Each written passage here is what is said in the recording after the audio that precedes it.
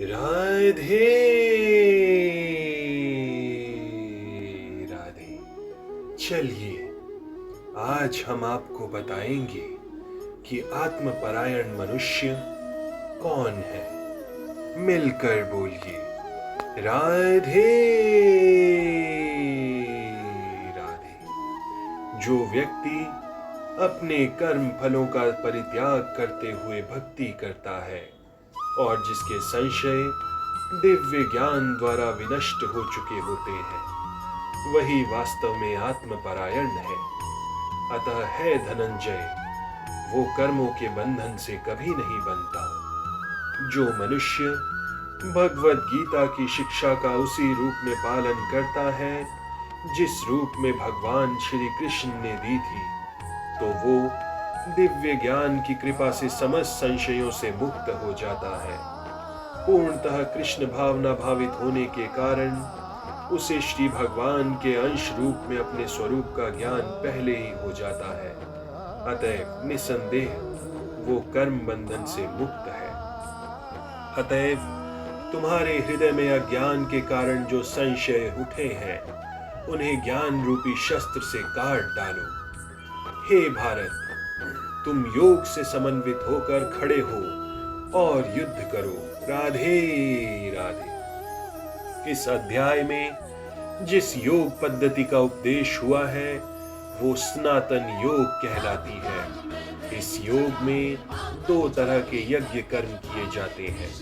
एक तो द्रव्य का यज्ञ और दूसरा आत्मज्ञान यज्ञ, जो विशुद्ध आध्यात्मिक कर्म है।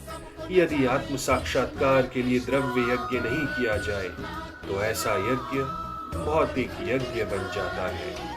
किंतु जब कोई आध्यात्मिक उद्देश्य या भक्ति से ऐसा यज्ञ करता है तो वो पूर्ण यज्ञ होता है।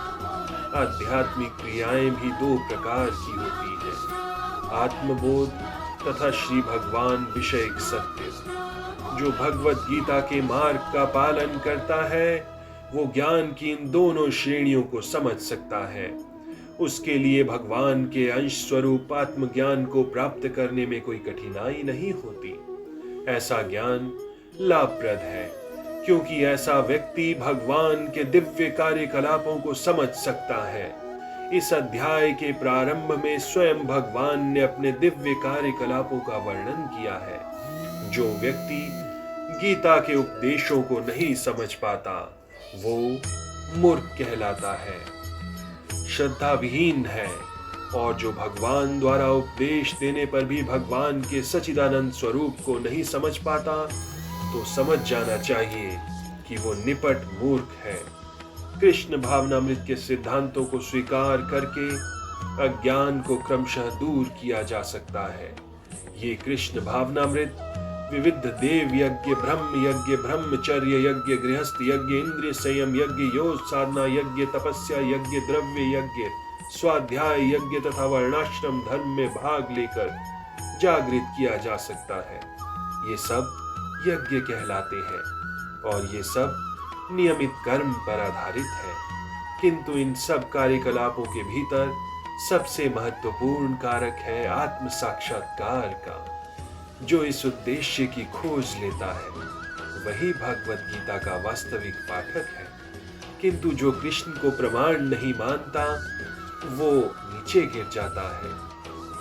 अतः मनुष्य को चाहिए कि वो सेवा तथा समर्पण समेत किसी प्रामाणिक गुरु के निर्देशन में भगवत गीता या अन्य किसी शास्त्र का अध्ययन करे। प्रामाणिक गुरु अनंत काल से चली आने वाली परंपरा में होता है और वो परमेश्वर के उन उपदेशों से तनिक भी विपत नहीं होता जिन्हें उन्होंने लाखों वर्ष पूर्व सूर्य देव को दिया था और जिनसे भगवत गीता के उपदेश इस धराधाम में आए। अतः गीता में ही व्यक्त भगवत गीता के पथ का अनुसरण करना चाहिए और उन लोगों से सावधान रहना चाहिए जो आत्मशलाघावश अन्यों को वास्तविक पथ से विपत करते हैं। भगवान निश्चित रूप से परम पुरुष है और उनके कार्यकलाप दिव्य हैं। जो इसे समझता है, वो भगवत गीता का अध्ययन शुभारंभ करते हुए मुक्त हो जाता है।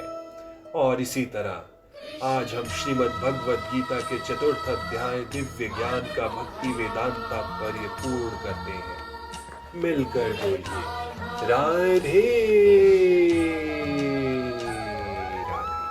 राधे राधे